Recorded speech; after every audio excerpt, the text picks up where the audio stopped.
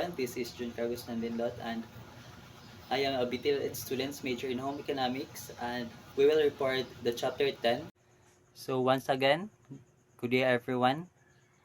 Today we will discuss the chapter 10, which is the theories and principles on organizational leadership. So for any organization, leadership is perhaps the most important element. Much of the success of the organization is dependent on the competent and effectiveness of its leader.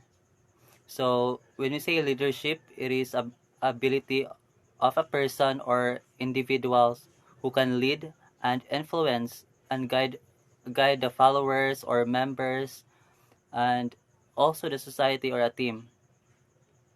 So hence major activities carried on by any leader must not be governed by impulses or trial and errors behavior. So we can make a success if the leader is very competent and effective. So situational theory of leadership. This theory of Hersey and Blanchard, 1982, points to the importance of support encouragement. So the theory of Hersey and Blanchard point out the important and support and also the encouragement. So we have the two dimensions of leader behavior. So first is task behavior. So it pertains to how the leader is so task focused that makes him or her behave in a manner that much emphasizes is given to the accomplishment of task, which makes him or her so anxious in getting things done. So if you are a leader, you need to give task or responsibility to your members in order for them to have a progress in doing works.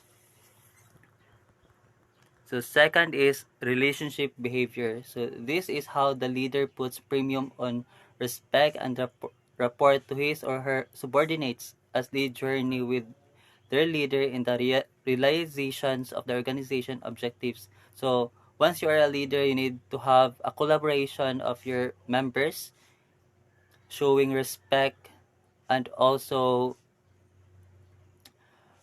give an advice to your subordinates also. Next is contin- contingency theory of leadership. So this work of Fiedler in 1967 as cited in Martin and Phelan's 2010 reflects the view that success is a function of interaction between the relationship in the workplace.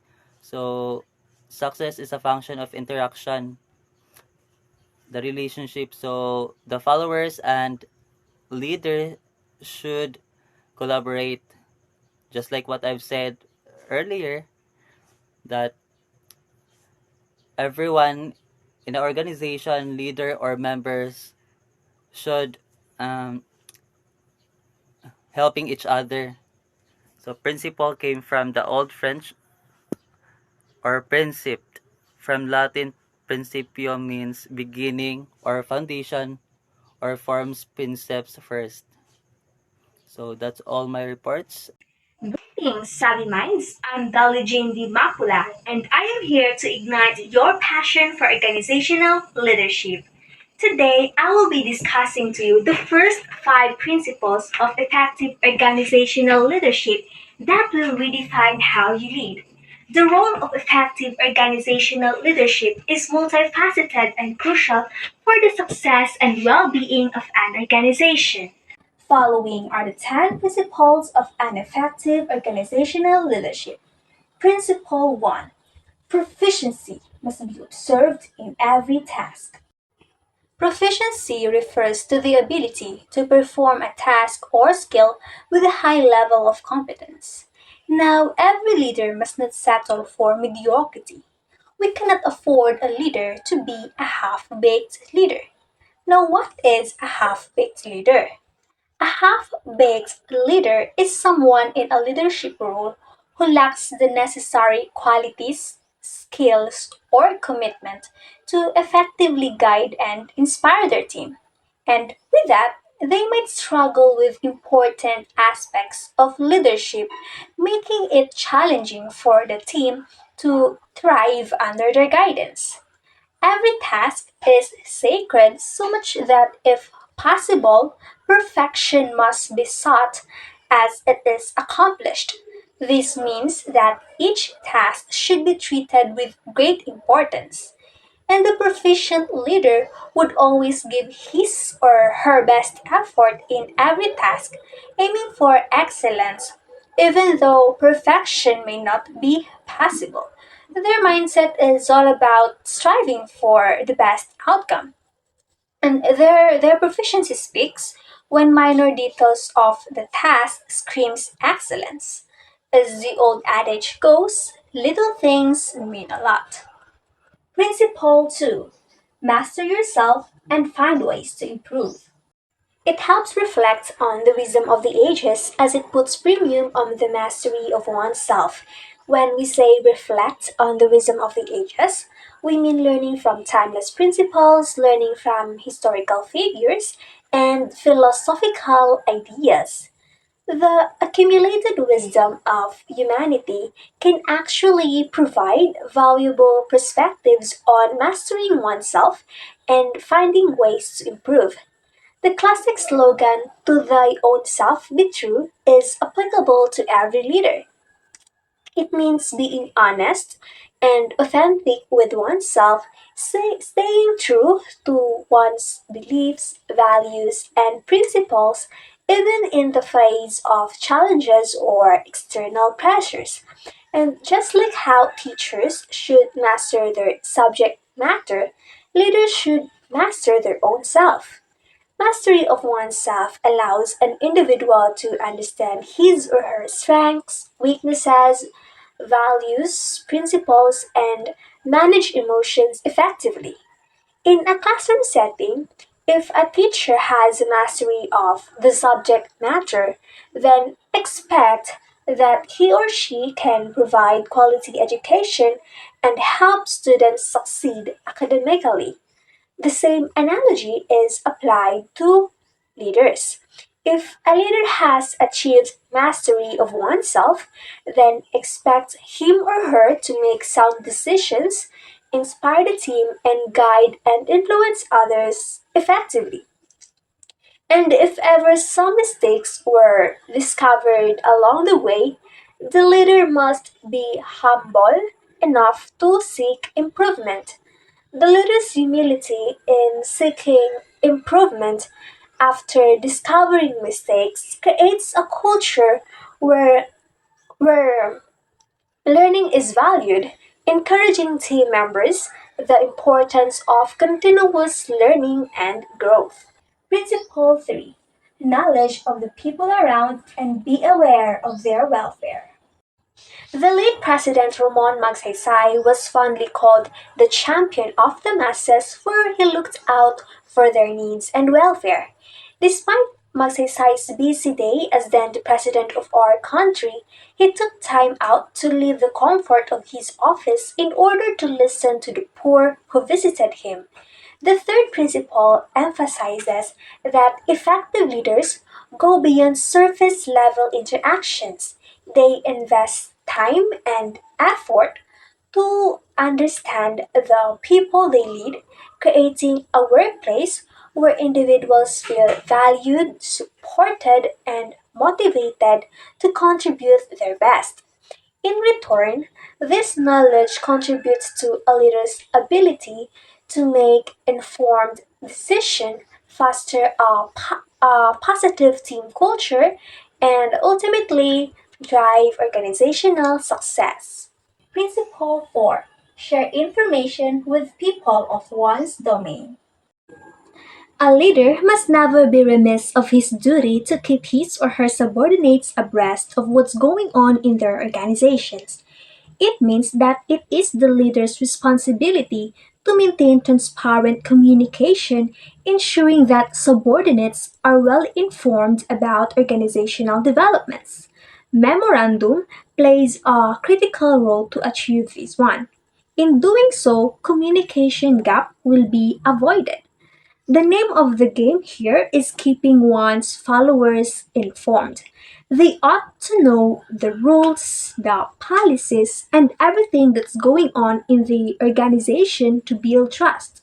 Informed followers are empowered followers. When people know how their role fits into the big picture of the organization, they feel empowered to make meaningful contribution. And most importantly, errors in the output will be minimized and prevented this way. In, in short, sharing information with people of one's domain goes a long way. Principle 5. Be a good example. As the common adage goes, there is no substitute for role modeling. This means that the most effective way to influence others is by demonstrating desired behaviors and values through personal example. It suggests that no alternative method can match the impact of leading by example, as actions speak louder than words. If a leader introduces new policies for his followers, but he himself is the number one who violates it, one may wonder if he is worth emulating or not.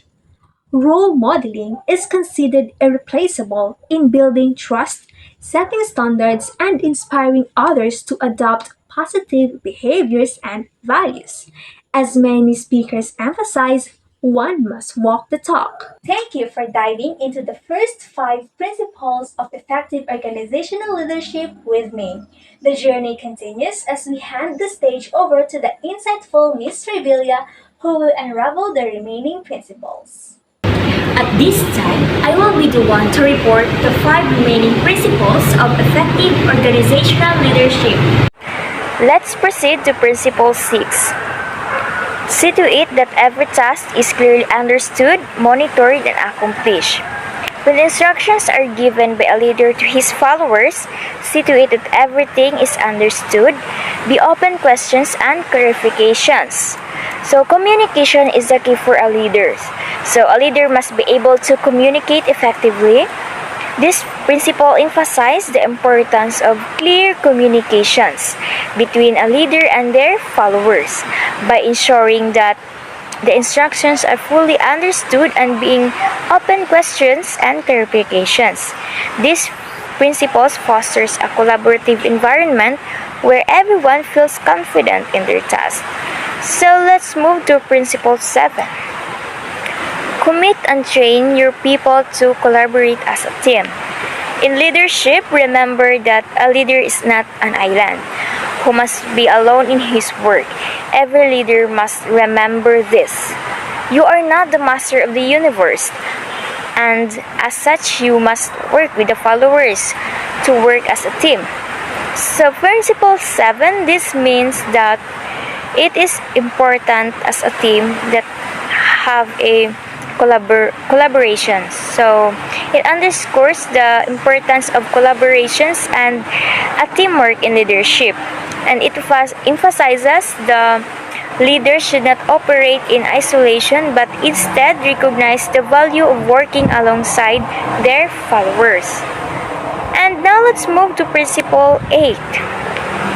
Decision must be sound and time-bound. Every leader must firm with his or her decision. If the leader has a scattered brain who sows confusion among his her people because of the loss of concrete words issuing from his or her lips so that what he or she says now will be altered in the next day without consulting the followers, then the leader's credibility will surely be tarnished. So, Principle 8 rather, this principle emphasizes the importance of decisiveness and consistency in leadership. It suggests that leaders must be clear and firm in their decisions, avoid confusions, and maintain credibility with their followers. And now let's move to Principle 9. Create an atmosphere of responsibility in your group. It is easy for a leader to win the trust and respect of his or her followers if he or she encourages them to work despite difficulty of the task given them. A leader belief in them will be a moving force to excel beyond their imagination. So principle 9, this suggests that when a leader encourages their followers to persevere through challenging tasks and demonstrate beliefs in their abilities, it fosters a sense of trust and respect. By showing faith in their team's capabilities, the leader motivates them to surpass their own expectations and achieve higher level of performance. This creates a positive dynamic where followers feel empowered and valued, leading to increased trust and respect for each other. Principle number 10. So let's move to principle 10. Do not evade responsibilities and be accountable to your own actions. A leader must be grateful enough that he is still running his office for good. It might be that he is type of leader who never says no to his superior when he knows very well that he can tackle the work entrusted to him. So this principle, the last principle 10, this principle suggests that a leader should appreciate the opportunity to lead and should be willing to take on tasks entrusted to them without hesitation. Even when faced with challenges, they should demonstrate a willingness to tackle responsibilities, which can foster a positive relationship with their superiors and contribute to smooth functioning of their office. So again, we have 10 principles of effective organizational leadership, and these are: Principle 1, proficiency must be observed in every task. Principle 2, master yourself and find ways to improve. Master 3, knowledge of the people around you and be aware of their welfare. And Principle 4, share information with people of one's domain. Principle 5, be a good example. Principle 6, see to it that every task is clearly understood, monitored, and accomplished. Principle 7, commit and train your people to collaborate as a team. Principle 8, decision must be sound and time-bound. Principle 9, create an atmosphere of responsibilities in your group. So the last principle, the principle 10, do not evade responsibilities and be accountable to your own actions.